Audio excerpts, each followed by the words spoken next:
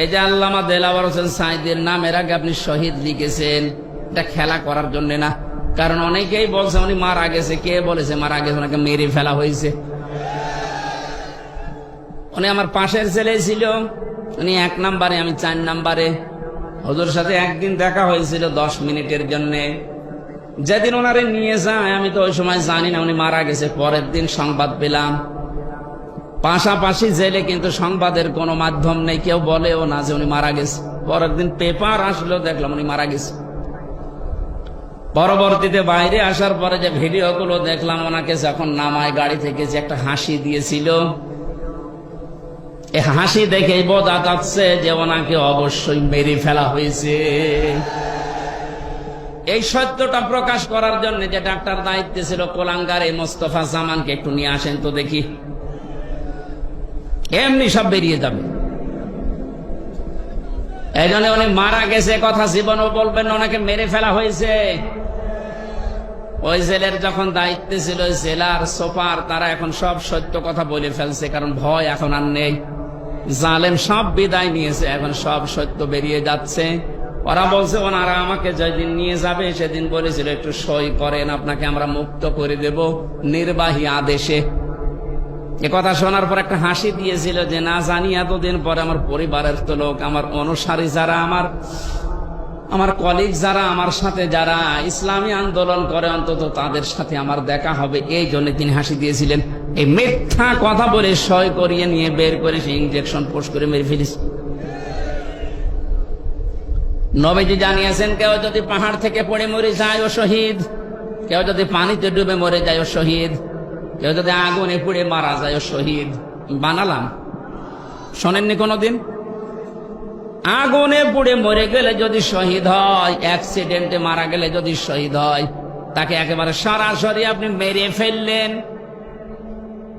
সব বের হবে ইনশাল্লাহ। এই জন্য শহীদ এই শব্দটা যার তার নামের আগে লাগাবেনও না।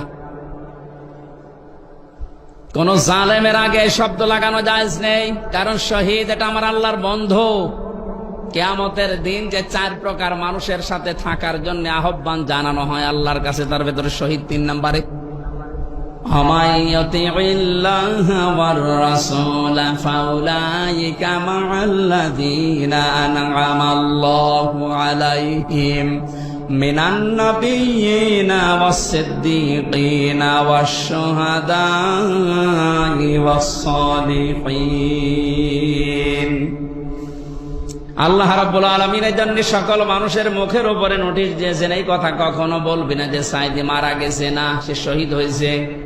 আবু সাঈদ মারা গেছে কথা কখনো বলবে না, কারণ সে জালেমের জুলুমের সামনে জীবন দিয়েছে।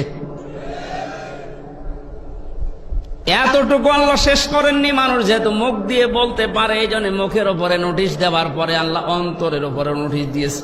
কারণ মানুষ ধারণা করে কি দিয়ে, কথা বলেন না কেন?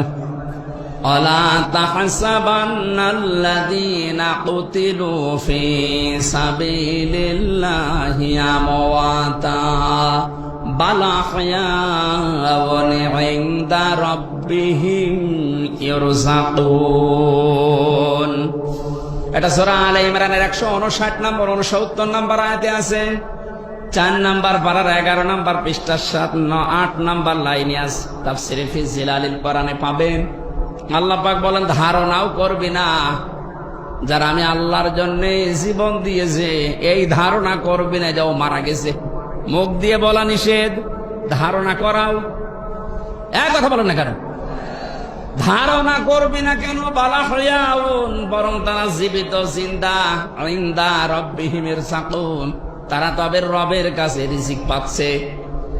ও যশোরবাসী, মানুষ ঘুমিয়ে থাকলে খাওয়া লাগে, বলেন না কেন?